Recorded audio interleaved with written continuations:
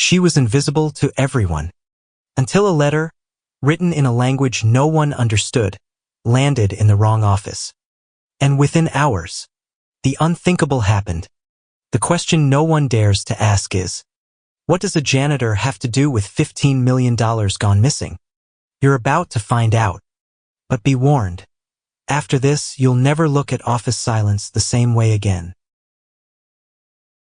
Danilo Souza, a wealthy businessman in his early 40s, strode into the office that Tuesday morning with the air of someone who believed the world should get out of his way. His Italian suit cost more than most of his employees earned in a year, and he wore arrogance like a tailored accessory. Renata Silva, 43, was pushing her cleaning cart down the hallway when it happened. "Move it! Important people coming through," Danilo barked, shoving her cart so hard it nearly tipped over. "I'm sorry, sir," she murmured, lowering her head and stepping aside. Danilo didn't even glance back. He marched into his office, tossing his leather briefcase onto the desk with a thud. "Mariana," he shouted to his secretary of 8 years. "How many times do I have to tell you? Keep the cleaning staff out of my way when I'm arriving." "She was just doing her job, sir," Mariana said cautiously. "Job? Standing in the middle of the hallway is a job now?" he scoffed. "People like that, they don't understand hierarchy. They think they can take up space as if they own the place." Renata heard every word from the corridor. She was used to it. 2 years at this company had taught her that she was invisible or worse, a convenient target for casual humiliation. She wore her plain blue uniform, kept her head down, and swallowed the sting of insults. But she remembered them all. That morning, the mail arrived with a thick, internationally stamped envelope addressed directly to Danilo. He tore it open, scanning pages covered in strange characters and symbols. "What the hell is this?" he muttered. "Looks like alien language." Mariana leaned in. "Sir, I think it's Hungarian. From Eastern Europe. There are official seals here." "And the company's name?" "Hungarian? Who the hell speaks Hungarian in Brazil? Must be some international scam." But his tone changed when Mariana pointed out numbers that looked suspiciously like amounts in euros, and a date stamped for that very day. "Fine. Get me a translator. Anyone who can deal with this nonsense." Mariana called every translation agency she knew. No one was available for such an uncommon language. By mid-afternoon, Danilo was pacing and swearing. 8 million people in this city and not one can translate this garbage? Amanda from finance stepped in. "Sir, official documents like this usually have deadlines. If you ignore them, you could lose legal rights." Danilo checked the papers again. The deadline was clearly 6 p.m. that very day. It was already almost 3. Frustrated, he grabbed the documents, waving them in the air. "All right, everyone, listen up. I'll give my entire monthly salary to whoever can translate this alien gibberish. 45,000 reis." Laughter rippled through the office. No one believed him. "For that money, I'll learn any language in 5 minutes, Roberto from sales joked. Everyone was still laughing when Renata, quietly organizing her cart, looked up. She had inched close enough to catch a glimpse of the documents. Her heart skipped. She understood them instantly. They weren't spam. They weren't random. They were an official notice of inheritance. 15 million euros left by a distant uncle in Hungary, but only if Danilo confirmed receipt by 6 p.m. that day. It was 3:30. Time was short. Renata felt a swirl of indignation and opportunity. 2 years of being dismissed, mocked, treated as furniture. Now, she could solve in 10 minutes what no one else in the building could. She stepped forward. "Excuse me, Mr. Souza," she said steadily. "I can help with the translation." The laughter stopped for a second, replaced by stunned stares. "You? What?" Danilo asked, as if she'd spoken Martian herself. "I said I can translate these documents. I know the language." The office erupted again, louder than before. Even Danilo doubled over laughing. You hear that, folks? Our cleaning lady is a polyglot. Great, sweetheart. You're going to make me 15 million euros with your Hungarian skills. Renata stood her ground. I'm not joking. Sir, I can translate every word. Danilo smirked, handing her the papers like a teacher passing a trick quiz to a failing student. Go ahead, genius. Show me. She took the documents carefully, scanning the text. Her lips parted and she began to read aloud in flawless Hungarian. Köszönöm a levelet. The office froze. It wasn't just correct, her pronunciation was perfect. It says, Renata continued, switching to Portuguese without missing a beat. Dear Mr. Danilo Souza, we are writing to inform you of the legal situation regarding the inheritance left by your paternal uncle, Joseph Souza, deceased in Budapest on February 15th of this year. Danilo's jaw dropped. You can actually read this? Yes, sir, and you have until 6 o'clock today to confirm acceptance, or the inheritance will go to the Hungarian state.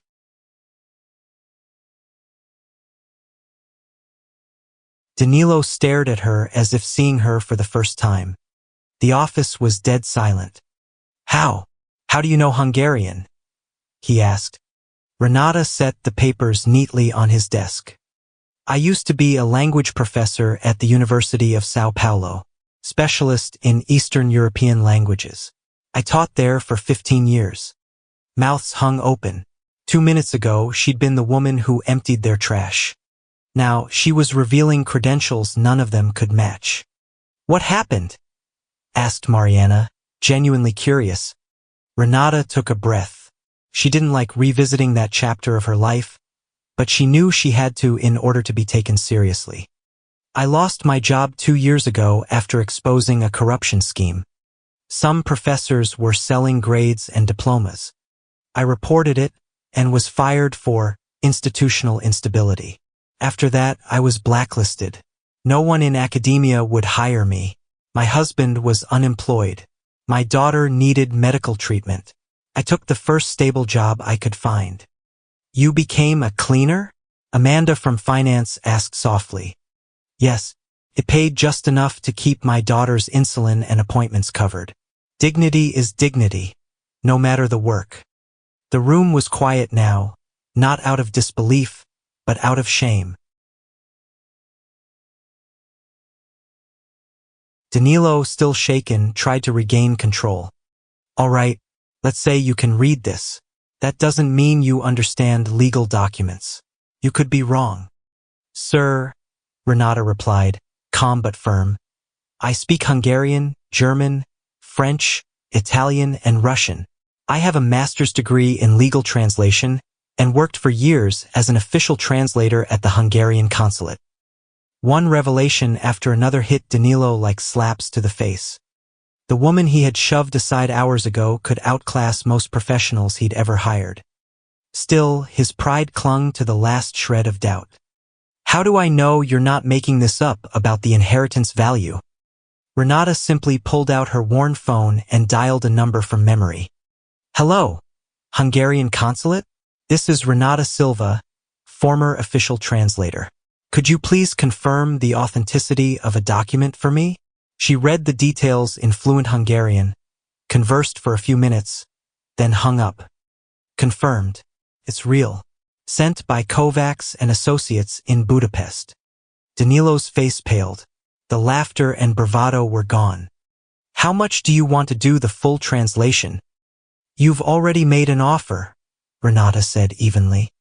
Your monthly salary, 45,000 reis. He hesitated. Compared to 15 million euros, it was nothing. Fine, but it all has to be ready before 6. It will be, she said, but I'll need a computer, internet access, and no interruptions. Danilo ordered Mariana to clear a meeting room and give Renata whatever she needed. By 4:45, she emerged with a stack of neatly typed pages and a cover letter in Hungarian, ready to send. She placed them in front of Danilo. This is the complete translation with all legal terms explained. Your uncle Joseph left you 3 properties in Budapest, including a historic hotel, plus 15 million euros in a bank account. The letter confirms you must accept today or lose it all. Danilo flipped through, his hands trembling. The translation was immaculate, detailed, precise, even noting nuances a literal translator would miss. Where did you learn all this? He asked quietly. As I said, I worked in international succession law for years. I know Hungarian law like I know Brazilian law. The office staff, who had laughed at her just an hour earlier, now stood around in awed silence. Danilo finally looked up. You just saved me from losing everything. You'll get the 45,000, and I want to offer you a real job here. 10,000 a month as a translation consultant. Full benefits. Renata blinked. She had expected to take the money and go back to her cleaning shift. This was something else entirely. I need to think about it, she said.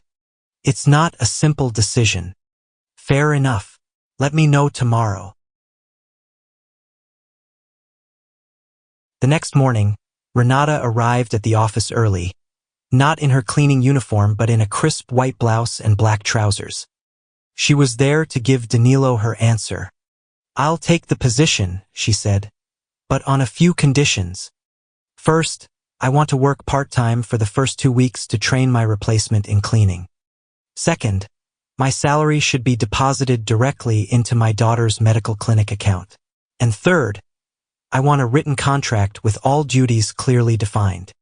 Danilo agreed to all 3 without hesitation. By mid-morning, a call came from the Hungarian lawyer handling the inheritance. There was a problem. 3 new claimants had appeared, 2 distant cousins and a woman named Esther who claimed to have been Joseph's common-law wife. If the matter wasn't resolved by midnight the next day, the inheritance could be lost entirely. Renata's brow furrowed. That's strange. Yesterday's documents were clear. You were the sole heir. Danilo was pacing again. So what do we do? You go to Budapest. And you don't go alone. I'll go with you, Renata said firmly. I know the legal system there. Without me, you'll lose everything. Danilo hesitated. That would cost a fortune. Flights, hotel, lawyers. You're talking about 15 million euros. Spending a little to secure it isn't a cost. It's an investment. And what do you want for going? 5% of whatever you recover, she replied without blinking. Danilo did the math, nearly 1 million reis. It was steep, but compared to losing the entire inheritance, it was nothing. Deal. The office turned into a command center. Mariana booked flights for the next night. Roberto handled Danilo's expedited passport. Amanda reshuffled the company's schedule. Renata called an old contact in Budapest, Andras Kovacs, a top inheritance lawyer. He'll meet us at the airport, she told Danilo. He's one of the best in Hungary. The following evening, they boarded the overnight flight. Danilo was restless, scrolling his phone, asking if she was sure they could win. Renata stayed calm, reading Hungarian legal texts on her tablet. They landed in Budapest at 2 p.m. local time, greeted by Andras, a dignified man in his 50s with sharp eyes and a warm handshake for Renata. Your case is complex but not impossible, he said in accented Portuguese. We'll examine all original documents tomorrow morning at the Central Registry, then meet the law firm handling the estate. The next morning, they entered a building that looked more like a 19th century palace than a government office. The marble halls echoed with footsteps as Renata spoke to the clerks in fluent Hungarian. After hours combing through birth records, marriage licenses, and wills, she found the key. Your uncle made 3 different wills in the last 5 years, but the most recent one, 3 months before his death, revokes all previous ones and leaves everything to you by name. That's good, Danilo asked. Very good, Andras confirmed. But we still need to prove your bloodline with your father's and grandparents' certificates. Renata had already arranged for Mariana to send them by express courier.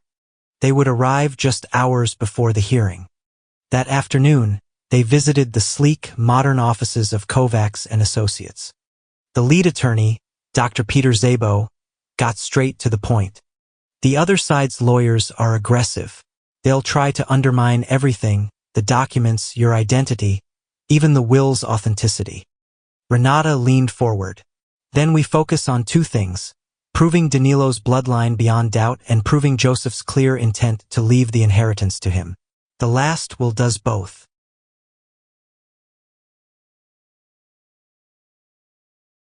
The courtroom in Budapest felt colder than the winter air outside.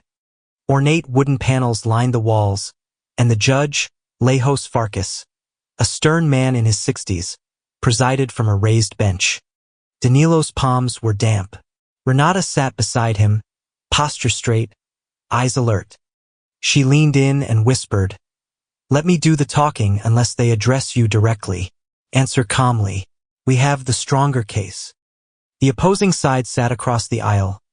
Esther Nagy, elegant but tense, flanked by two middle-aged men, Mihai and Bela Kovacs, the alleged cousins. Each had a lawyer ready to fight. Judge Farkas began in Hungarian. Renata murmured translations for Danilo under her breath.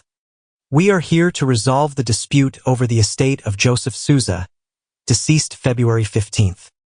Dr. Szabo presented first, laying out Danilo's genealogical proof, birth certificates, marriage records, all authenticated by the Hungarian consulate. The cousin's lawyer jumped in, claiming documents could be forged. Renata whispered to Dr. Szabo, who replied in Hungarian, "All documents have been consulate certified, and we also have DNA results confirming the relationship." Danilo blinked. "DNA results? When did we?" "Last night," Renata said. "And yes, it's a match." The cousin's lawyer faltered. The judge nodded, noting the evidence was in order. Then Esther's attorney rose. "Even if Mr. Souza is the nephew, my client was Joseph's common-law wife for 10 years. He promised to leave her everything." Esther stood, her voice trembling with emotion, telling a story of love, sacrifice, and years of care. Renata translated evenly, then leaned toward Danilo. "Convenient. She appeared only 6 months before he died." When pressed, Esther had no marriage certificate, no shared financial records, and only recent photos. 3 neighbors testified for her, but all confirmed they'd only seen her in Joseph's company during his final illness. The cousins tried their turn, claiming Joseph had promised them properties. They brought 3 elderly witnesses whose timelines immediately contradicted each other. Finally, Dr. Szabo presented the last will and testament, dated 3 months before Joseph's death. "I, Joseph Souza, in full possession of my faculties and without coercion, leave all my assets to my nephew, Danilo Souza, who lives in Brazil. I have always regretted losing contact with my brother Miguel. Through this inheritance, I hope to reconnect with the family I left behind." The final blow was an unfinished letter Joseph had been writing to Danilo. "Dear nephew Danilo, you don't know me, but I have always thought of you and the family in Brazil." After deliberating for an hour, Judge Farkas returned with the verdict. Danilo was the rightful heir. Back in Brazil, the company changed under Danilo's leadership, profit sharing for all employees, scholarships for their children, and Renata as Director of International Relations. Her daughter Sofia was accepted into medical school, first in her class. Danilo gathered the staff. 3 months ago, I nearly lost 15 million euros because I was too arrogant to recognize the talent sitting right in front of me. That ends now. From today, 15% of company profits will be shared equally among all employees, no matter their position. And we're creating a scholarship fund for employees' children. Applause and cheers filled the room. A registered letter soon arrived from the Hungarian government. Honorary citizenship for both Danilo and Renata, in recognition of their exemplary conduct during the inheritance case. 6 months later, they were back in Budapest for the official ceremony at the parliament. The Prime Minister himself congratulated them, You are examples of how cultural differences can be overcome through competence and dignity. That evening, over dinner with Andres and Dr. Szabo, Danilo asked quietly, "Renata, have you really forgiven me for how I treated you?" She smiled. "I forgave you the moment you admitted you were wrong. Mistakes are human. Changing because of them, that's rare." Back in Brazil, the company continued to grow, not just in numbers but in respect. Sofia excelled in medical school. Renata thrived in her new role, consulting internationally. And Danilo never again underestimated anyone because of their job title or uniform. It all started with one careless, arrogant remark: "I'll give you my salary if you can translate this." The bet had changed not just his finances, it had changed his life. Sometimes the most powerful people are the ones we've ignored the longest. Renata didn't just translate a letter. She rewrote a life.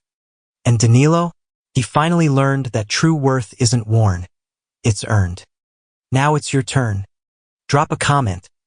What did this story make you feel? Rate this story from 0 to 10. Because stories like this are realer than we think.